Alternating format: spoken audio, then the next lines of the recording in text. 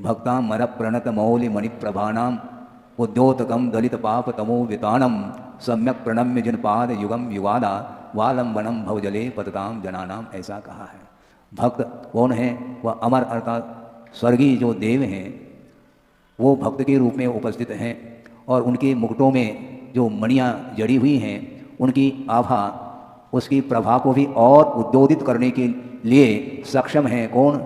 जिनपाद युगम, ऐसा कहा। जिनेन्द्र भगवान के चरण युगल वो कैसे हैं? वो इस प्रकार विशेषणों से विशिष्ट हैं। सोचिए, सौधर्म इंद्र मुकुट पहन करके आया है, वह झग झग झग झग करता है वह मुकुट, और उसमें वह स्वर्ण में मुकुट है, उसमें मणियाँ जड़ी हुई हैं विभिन्न प्रकार की, उनकी प्रभा फैल रही है। उस प्रभा को भी उद्योतित और करने के लिए सक्षम है जिनेन्द्र भगवान के चरण युगल।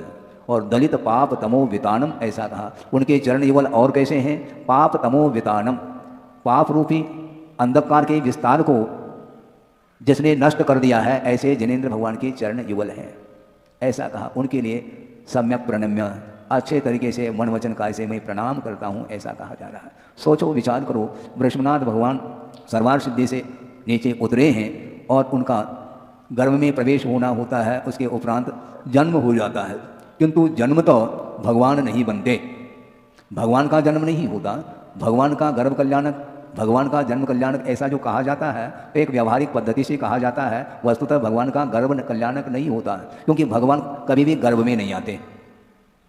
वृषभ कुमार गर्भ का जो जीव है वह सर्वार सिद्धि से आया है, गर्भ में प्रवेश उसका हुआ है उस जीव का, और उसी जीव का जन्म हुआ, अर्थात वृषभ कुमार का जन्म हुआ। न वृषभ सागर का जन्म हुआ, न वृषभनाथ का जन्म हुआ, किंतु वृषभ कुमार का जन्म हुआ है।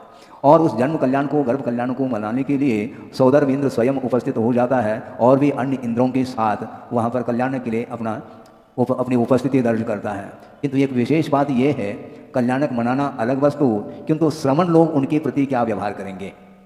वृषभ कुमार का जन्म हुआ है और वह आदर के साथ वह सौदर्भ इंद्र नतमस्तक हो रहा है, किंतु ये ध्यान रखो, उनका वह नतमस्तक होना वस्तुतः कल्याण की दृष्टि से इस प्रकार की भक्ति या आदर का भाव व्यक्त किया जा रहा है, न कि अष्टमंगल द्रव्य के माध्यम से उनकी पूजा की जा रही है। क्यों? इसलिए नहीं कर सकते क्योंकि अभी असंयम की भूमिका में उनका जीवन चल रहा है, और राग के साथ जीवन जीने वाला जो व्यक्ति होता है, भले ही वह उसी भाव से मोक्ष मार्ग के नेता बनेंगे, किंतु अभी वर्तमान में वो नेता मोक्ष मार्ग के तो नहीं है। इसलिए श्रमण लोग उनकी वंदना नहीं कर सकते। फिर कब करेंगे? जब दीक्षित हो जाते हैं, सारे परिग्रहों का विमोचन करते हैं और उन त्यक्त वस्तुओं के प्रति उनकी कोई भी लालसा, उनकी कोई भी इच्छा मूर्छा नहीं रहती है। बाहरी और भीतरी परिग्रहों से ऊपर जब जीव उठता है, तब कहीं जाकर के वो नमस्कार करने योग्य होते हैं।